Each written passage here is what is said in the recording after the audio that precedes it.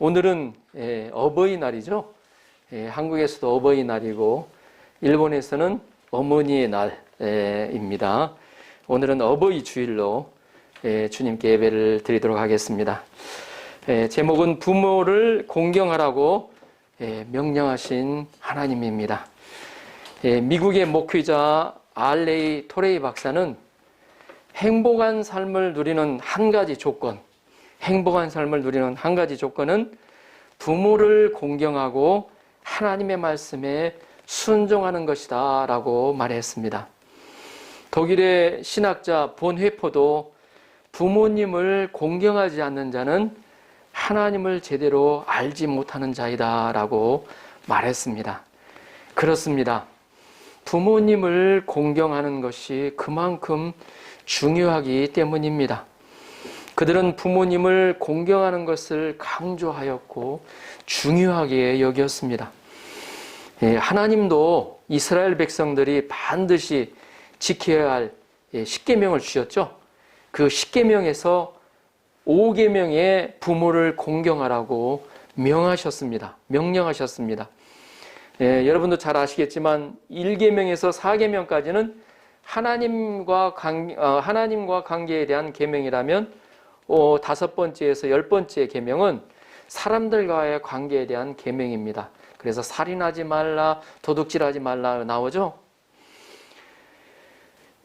사람들과의 관계의 계명 중에서 그 중에서 첫 번째 계명, 5번째 계명이죠. 첫 번째 계명으로 주신 것은 우리에게 주는 의미가 아주 크다고 생각할 수 있습니다. 그래서 우리는 부모님을 공경해야 합니다. 그러면 우리가 왜 부모님을 공경해야 합니까? 그리고 어떻게 하는 것이 우리 부모님을 공경하는 것입니까? 우리는 오늘 말씀을 통하여 부모를 공경해야 하는 이유와 공경하는 방법에 대해서 성경적으로 살펴보고 은혜를 받을 수 있기를 기도합니다. 아멘. 저는 오늘 말씀을 준비하면서 어버이 주일에 대한 유래에 대해서 살펴보았습니다. 그런데 어버이 주일이 시작된 지가 의외로 그렇게 오래되지 않았다는 것을 알 수 있었습니다. 시작된 것은 미국에서 1914년부터 시작이 되었다는 얘기를 들었습니다. 우리나라에서는 어버이 주일은 선교사들의 교회를 중심으로 권면한 것이 시작의 시초였는데 그것이 1930년이라고 합니다. 그 이후에 이제 5월 8일이 어버이날로 정해 기념하고 되었고, 그 다음에 어버이 주일의 뜻을 일반인들에게 알리기 위한 취지에서 1955년 당시 이승만 대통령이 어머니 주일 5월 8일을 정해서 공포했습니다. 그 후에 1960년부터 기독교에서는 어머니 주일을 어버이 주일로 개칭을 했고, 뒤이어 정부에서도 1974년부터 어머니날을 어버이날로 개칭하여 오늘날까지 지키고 있습니다. 우리나라는 본래부터 동방의 A지국으로 알려져 있습니다. 그래서 F부터 유교에서는 부모에게 효도하는 것을 최고의 미덕으로 생각을 했습니다. 그래서 조선시대를 보면 효녀상, 효부상이라고 해서 나라에서 큰 상을 하사하고 또 어때요? 그 위에 또 어때요? 이렇게 세워주기도 했죠? 보면, 정자 비슷한 그건가요? 보면. 요즘에는 부모에게 효도한다고 상을 주는 것을 보지는 못했습니다. 물질주의와 개인주의로 인해 부모에 대한 효에 대한 의미가 퇴색되어 가고 있습니다. 좀 안타까운 사실입니다. 요즘에는 그 반면에 자녀들에게 효도한다는 말이 있습니다. 부모님께는 소홀히 하고 자녀에게는 관심을 쏟는 경향이 있습니다. 그런데 그것이 정말로 잘하는 것일까요? 이는 부모님께도 불효이고 본인에게도 좋지 않고 이 자녀들에게도 잘못된 것입니다. 부모님은 늙으면서 경제권을 잃고 소외되어 외롭게 지냅니다. 자녀들은 과잉 보호를 받아서 부모님이 안 계시면 아무것도 할 수 없는 이 마마보이로 변하고 있습니다. 부모님을 소외시킨 자식들은 나중에 자식들에게 똑같이 취급될 수가 있습니다. 그래서 우리는 진정한 효도를 배우고 실천하고 자식들에게 보여주어야 합니다. 더욱이 믿음이 있는 자는 부모에 대한 효도를 해야 합니다. 왜냐하면 거기에는 분명한 이유가 있기 때문입니다. 그러면 우리가 왜 부모에게 효도를 해야 됩니까? 또 왜 부모님을 공경해야 됩니까? 첫째, 하나님의 명령이기 때문입니다. 하나님이 부모를 공경하라고 명령하셨습니다. 자, 신명기 5장 16절을 다시 같이 한번 읽어볼까요? 신명기 5장 16절 같이 한번 읽어보겠습니다. 시작. 너는 내 하나님 여호와께서 명령한 대로 내 부모를 공경하라. 그리하면 내 하나님 여호와가 내게 준 땅에서 내 생명이 길고 복을 누리리라. 에베소서 6장 2절도 한번 같이 한번 읽어보겠습니다. 6장 2절도 같이 한번 읽어보겠습니다. 시작. 내 아버지와 어머니를 공경하라. 이것이 약속 있는 첫 계명이니. 부모를 공경하는 것은 여호와 하나님의 명령입니다. 우주와 이 땅을 창조하시고 우리 인간을 창조하신 하나님께서 하신 명령입니다. 해도 되고 안 해도 되는 그런 선택의 문제가 아니라는 것입니다. 여기서 공경하라는 것은 이 히브리어 원어적으로 보면 무겁다라는 뜻이 있습니다. 그러므로 내 부모를 가볍게 여기지 말라는 뜻입니다. 부모님을 무시하거나 멸시하거나 경멸하거나 낮추어 보지 말라는 것입니다. 특별히 부모님의 말씀을 무겁게 여겨야 합니다. 부모님의 말씀을 무겁게 여기는 사람은 결코 부모를 무시하지 않습니다. 결혼하지 않은 자녀는 부모님 말씀에 성경에 어긋나지만 않으면 절대 순종해야 합니다. 미국의 중고등학교에서 부모 공경을 가르칠 때 가장 많이 인용되는 인물이 있습니다. 그 미국의 제1대 대통령 조지 워싱턴 대통령입니다. 조지 워싱턴은 어렸을 때부터 바다를 벗삼아 세계를 항해하는 멋진 선장이 되고 싶었습니다. 그게 그의 꿈이었어요. 얼마나 어렸을 때부터 그 바다 항해에 대한 꿈을 많이 꾸었겠습니까? 그는 선원으로 취직해서 먼 백길을 떠날 모든 준비를 마쳤습니다. 그리고 어머니를 찾아가 작별 인사를 드렸습니다. 그랬을 때 아들과의 이별이 너무 아쉬워서 슬피 우는 어머니를 보고 워싱턴은 마음을 돌렸습니다. 어머니의 눈물과 내 꿈을 바꿀 수는 없다. 그래서 워싱턴은 항해를 포기를 했습니다. 그때 어머니가 아들의 머리에 손을 얹고 축복해 주었다고 합니다. 부모를 공경하는 사람의 앞길은 평탄하리라. 하나님이 내게 복을 주실 것이다. 결국 효자 워싱턴은 한 배를 조종하는 선장 대신에 한 나라를 다스리는 대통령이라는 복을 받게 되었습니다.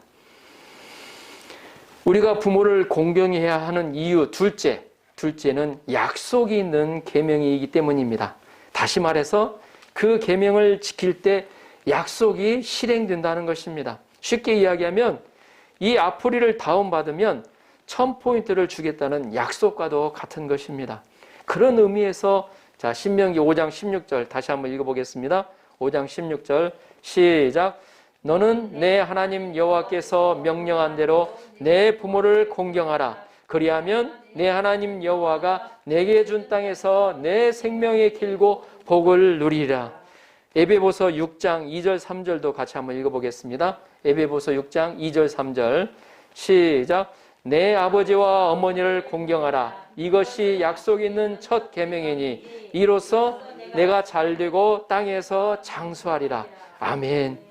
여기서 첫 계명이라는 말이 나오는데 첫 계명이 무엇일까요? 그것도 그 앞에 약속이 있는 첫 계명이라는 약속이 있는 형용사가 붙어 있습니다. 구체적인 약속이 되어 있는 첫 계명에 주목해야 할 필요가 있습니다. 그러면 부모를 공경하는 자에게 주어지는 구체적인 약속이 무엇입니까?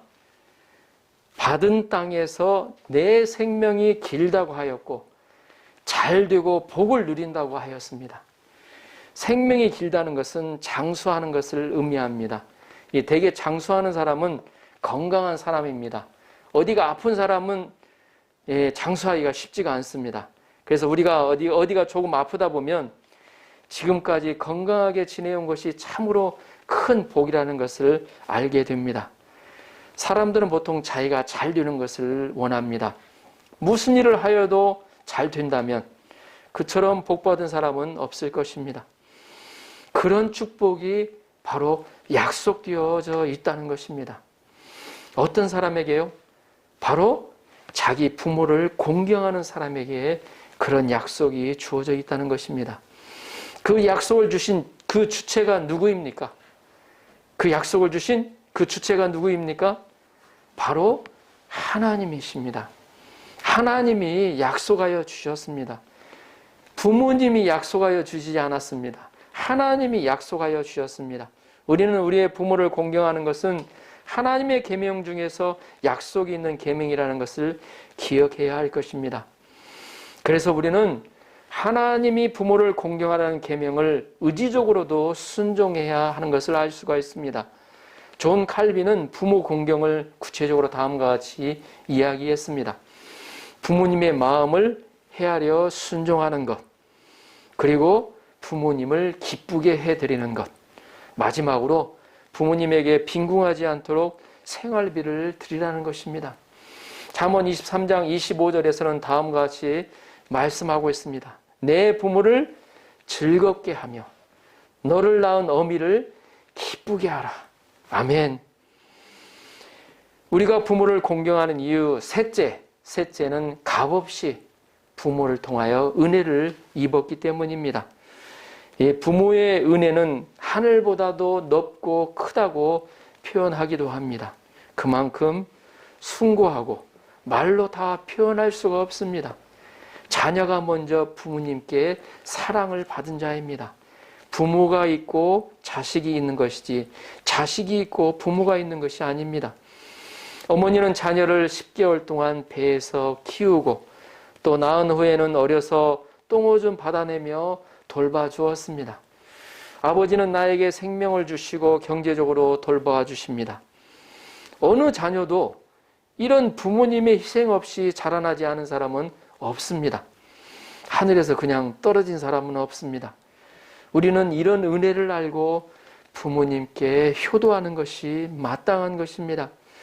성경에서는 부모에게 효를 하지 않는 것을 아주 엄하게 다루고 있습니다. 부모에게 욕을 하거나 부모를 치는 자는 돌로 쳐 죽이라고 말씀하셨습니다. 이 성경에 보면 그렇게 나오죠. 보면 그리고 그의 부모를 경홀히 여기는 자는 저주를 받을 것이라고 성경은 기록하고 있습니다. 잠언에서는 심지어 이렇게 기록하고 있어요. 아비를 조롱하며 어미 순종하기를 싫어하는 자의 눈은 골짜기에 까마귀에게 쪼이고 독수리 새끼에게 먹히리라고 기록하고 있습니다. 참 어떻게 보면 굉장히 아주 심하게 써있죠. 보면 이 정도로 부모를 공경하는 것을 강조했다는 것을 우리가 알아야 될 것 같습니다. 그런데 사람은 어리석게도 부모님의 그 사랑과 은혜를 알지 못해요. 부모니까 낳았으니까 당연한 것이라고 생각하기 쉽습니다. 그러나 자식을 타인으로 생각했다면 그렇게 희생하지 않았을 것입니다. 자신에게 들어가는 것은 돈이 없으면 그냥 안 먹고 또 안 하면 돼요. 그런데 자식에게 들어가는 것은 어떻게 합니까? 빚을 내서라도 해주려고 합니다. 그것도 어떤 대가를 바라고 하는 것이 아니에요. 내 자식이기 때문에 아무 대가도 바라지 않고 당연히 하는 것으로 여깁니다. 그런데 자녀들은 그것을 알지 못해요. 어리석게도 당연히 다 받는 것으로만 생각합니다. 부모니까 책임을 져야 한다고 생각하고 당연시 여깁니다. 그런데 부모의 사랑에 눈을 뜨기 시작하는 것이 언제쯤이냐면 결혼해서 자식을 낳고 키워볼 때라고 합니다. 그때 자식을 키우면서 비로소 부모의 사랑에 눈을 뜨게 된다고 합니다. 아빠와 엄마가 날 이렇게 키워주셨구나. 감기 걸렸을 때, 앓고 있었을 때 옆에 와서 어때요? 잠도 제대로 자지 못하면서 내가 병들었을 때 옆에서 나를 돌봐주셨구나 하고 깨닫게 된다고 합니다. 그래서 딸들이 아기를 낳고 키우면서 엄마를 이해하게 되고 엄마와 친해지게 된다고 합니다. 이런 이야기도 있습니다. 나폴레옹이 폴란드를 침략해 들어간 때였습니다. 폴란드 농촌에 있는 한 영주가 침략해온 침략자죠. 정복자죠. 나폴레옹 황제에게 좀 잘 보이기 위해서 그를 자기 집에 저녁 만찬에 초대했습니다. 패전국의 영주가 승전국의 황제를 초대한 것입니다. 전쟁터에 나와 있던 나폴레옹과 그 신하들은 이 영주의 초대를 받아 그 집에 갔습니다. 식탁이 마련되어 있겠죠. 음식이 준비되어 있었겠죠. 그런데 영주는 좌석을 배치할 때 어떻게 했냐면 나폴레옹을 제일 상석에 모시지 않았습니다. 두 번째에도 모시지 않았으며 겨우 세 번째 좌석에 나폴레옹 황제를 앉게 하는 것이었습니다. 그리고 그 다음 좌석들의 신하들을 앉게 한 후에 그 다음 좌석에 가족들을 앉게 하였습니다. 나폴레옹은 화가 났겠죠. 제일 정복자고 황제인데 제일 높은 자리에 앉혀야지.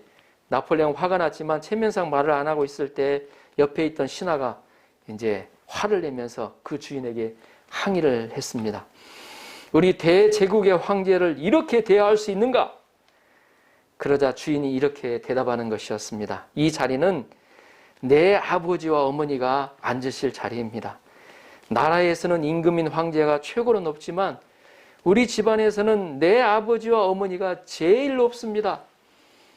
이 말을 들은 나폴레옹은 그 영주의 효성에 감탄하고 칭찬해 주었다고 합니다. 부모를 공경하는 자는 실제적인 삶에서 부모에게 순종하는 모습으로 나옵니다. 에베소서 6장 1절을 보겠습니다. 6장 1절 에베소서 6장 1절을 보겠습니다. 같이 한번 읽어보겠습니다. 시작. 자녀들아 주 안에서 너희 부모에게 순종하라. 이것이 옳으니라.